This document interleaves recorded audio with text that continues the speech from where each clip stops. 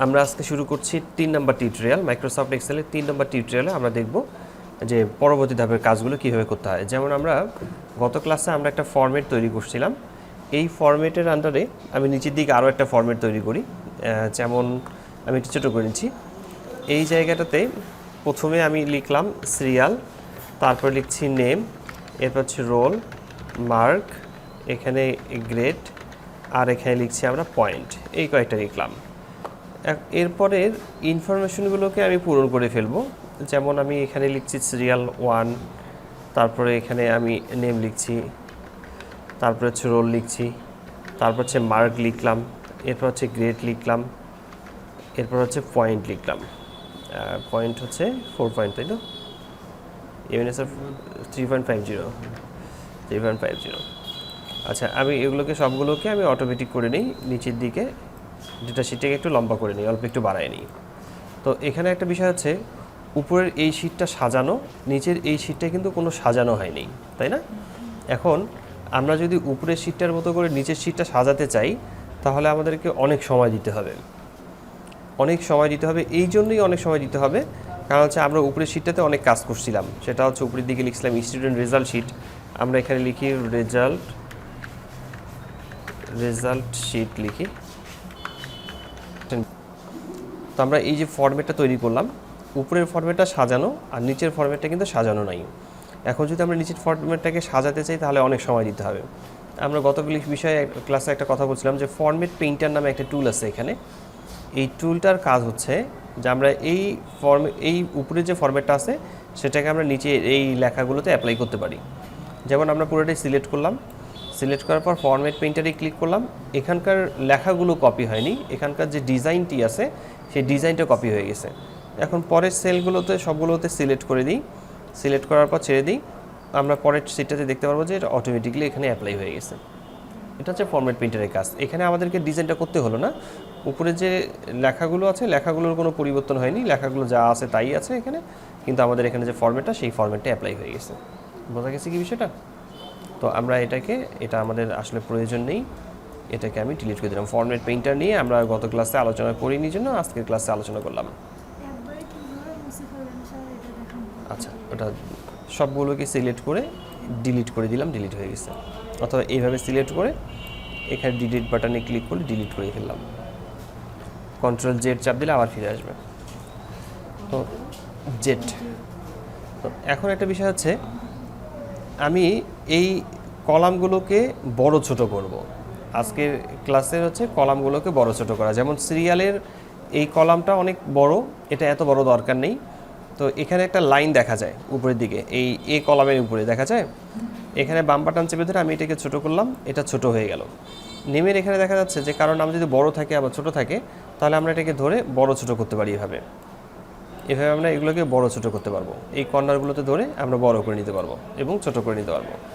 এখন দেখা যাচ্ছে আমরা এখানে স্টুডেন্টস রেজাল্ট শিট লিখলাম। এখন শেষের দিকে আমি আরেকটা কথা লিখছি, সেটা হচ্ছে যে আমরা কম্পিউটার ট্রেনিং সেন্টার অথবা হচ্ছে কম্পিউটার কথাটা লিখে রাখি, কম্পিউটার ট্রেনিং সেন্টার।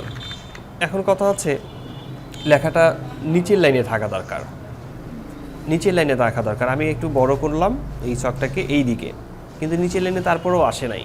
এখন নিচের লাইনে নিয়ে আসার জন্য উপরের দিকে আমরা র্যাপ টেক্সট নামে একটা অপশন পাবো। আমরা এখানে যদি ক্লিক করি তাহলে দুইটা লাইন বিভক্ত হয়ে যাবে। আমি এটাকে আরেকটু নিচের দিকে নামাই, কারণ লেখাটা একটু বড়। আর এই লেখাটাকে ক্লিক করে এটাকে আমি স্পেস দিয়ে নিচের দিকে দিচ্ছি। তাহলে উপরের দিকে একটা লাইন থাকলো, নিচের দিকে একটা লাইন থাকলো। উপরের দিকে আমরা থাকলো মানে স্টুডেন্ট রেজাল্ট শিট, আর নিচের দিকে কম্পিউটার ট্রেনিং সেন্টার থাকলো। আমরা এটাকে সিলেক্ট করে আমরা ফন্ট সাইজটাকে বড় করতে পারি, আবার এখান থেকে ছোট করতে পারি। আমরা এটা গত ক্লাসে দেখে নিয়েছিলাম। এটা হচ্ছে র্যাপ টেক্সটের কাজ। বোঝা গেছে বিষয়টা? আচ্ছা, আরও কারো কোনো প্রশ্ন আছে এই বিষয় নিয়ে? আচ্ছা, তো এখন এই দুইটা অপশন কি কাজ করে? এই দুইটা অপশন কাজ করে মূলত লেখাগুলোকে ডানে বামে সরানোর জন্য। আমাদের এই যে লেখাগুলো আছে এগুলোকে যদি আমি বাম দিকে রাখি, যেমন বাম দিক থেকে শুরু হলো, এখন যদি আমি এখানে ক্লিক করতে থাকি লেখাগুলো একটু একটু করে ডান দিকে সরে যাবে। আবার যদি আমি এখানে ক্লিক করতে থাকি লেখাগুলো বাম দিকে সরে আসবে। এটা হচ্ছে লেখাগুলোকে ডানে বামে সরানোর জন্য। এটা নিয়ে বেশি আলোচনা করার দরকার নেই। আর উপরের এই বিষয়গুলো নিয়ে আমরা আলোচনা করব। যেমন আমি এখানে লিখলাম টপ, লেখাটা কি টপে আছে? নাই। এখানে লিখলাম সেন্টার, এটা কি সেন্টারে আছে? নাই, এখানে লিখি লেফট। এই লেখাটা কি লেফটে আসছে? না, এটা সব লেখাগুলো আমরা যখন কোনো লেখা লিখব তখন সেটা লেখাগুলো শুরু হয় মূলত বাম দিক থেকে, আর যদি কোনো নাম্বার লিখি তাহলে সেটা শুরু হয় ডান দিক থেকে। এটা খেয়াল রাখবেন। তো আমরা লেখা লিখলে মানে কোনো সংখ্যা লিখলে সেটা ডান দিকে যাবে, আর লিখলে সেটা বাম দিক থেকে শুরু হবে। তো আমরা এখানে টপ দেখতে পাচ্ছি, কিন্তু এই লেখাটা টপে নাই। টপ মানে উপরের এই অংশটাকে টপ বলে। আমরা যদি এটাকে টপে নিয়ে যেতে চাই তাহলে দেখেন এই জায়গাটা হচ্ছে টপ, তাহলে এটা টপে গেল, এখানে ক্লিক করলাম, লেখাটা এবার কি টপে আসছে? আচ্ছা, তাহলে আমরা এই লেখাটাকে দেখতে পাচ্ছি, এই লেখাটা কিন্তু সেন্টার হয়নি, এটা সেন্টার মধ্যে মাঝামাঝি দিকে থাকবে, মাঝামাঝি উপরের দিকে এখানে থাকবে। তো আমি যদি সেন্টারে ক্লিক করি তাহলে দেখেন এবার কি সেন্টার হয়েছে, উপরের মাঝামাঝি এখানে আসছে। এখন লেখাটাকে এই দিকে সেন্টার করতে গেলে আমাকে এখানে ক্লিক করতে হবে, তাহলে এটা এই দিকে সেন্টার হবে। তাহলে উপরের এই অংশগুলো হচ্ছে এরকম, আর এই লেখাটা হচ্ছে এটা টপ, আর এটা হচ্ছে বটম। আমি বটম লিখিনি, আমি লেফট কথাটা লিখে ফেলছি, এখানে বটম হবে, অর্থাৎ এই লেখাটা নিচের দিকে থাকবে।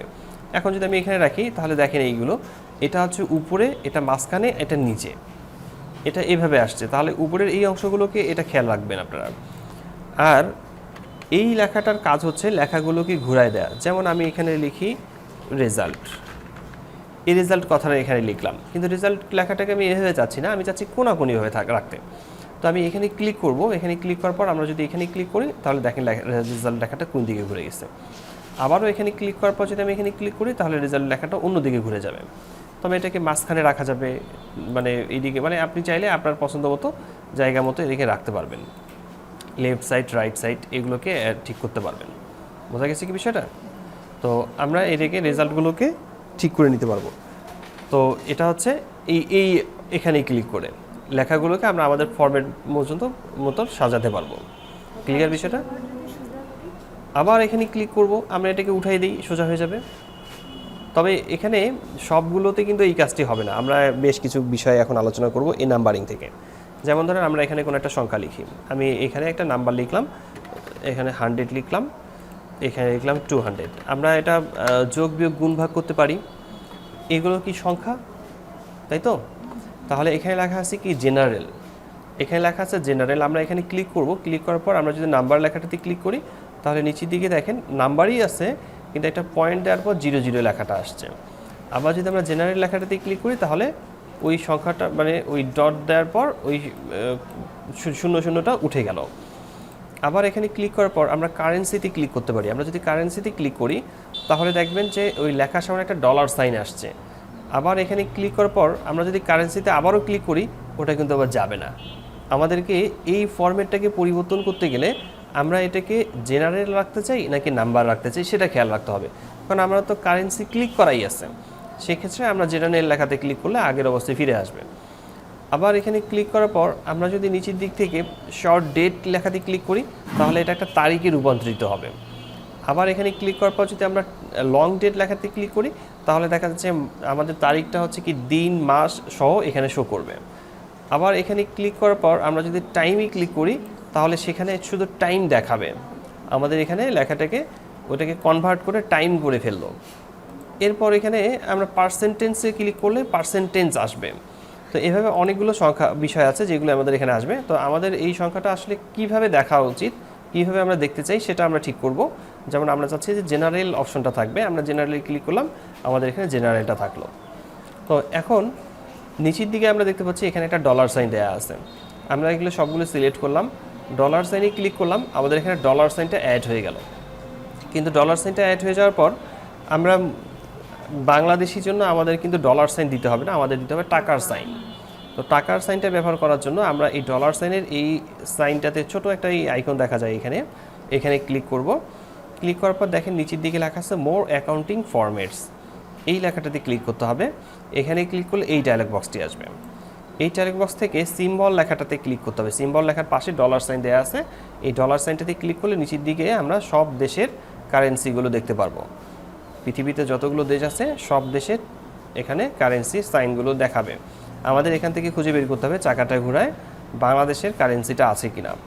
আমরা চাকা ঘুরাবো, নিচের দিকে একটু করে নামানোর পর আমরা দেখব এখানে লেখা আছে টাকা, বাংলাদেশের সাইন দেওয়া আছে, এখানে বাংলাদেশের টাকার সাইন।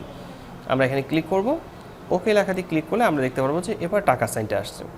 তো এরপর যদি আমরা এই টাকার সাইনের এই যে শূন্য শূন্যগুলো যদি মুছে ফেলতে চাই, তাহলে দেখেন এখানে কিন্তু ডেসিমেল, এগুলোকে ডেসিমেল বলে, তাই না? তো এই ডেসিমেলটাকে ইনক্রিজ করা যায়, বাড়ানো যায়, আবার এখানে ক্লিক করে এটাকে কমানো যায়।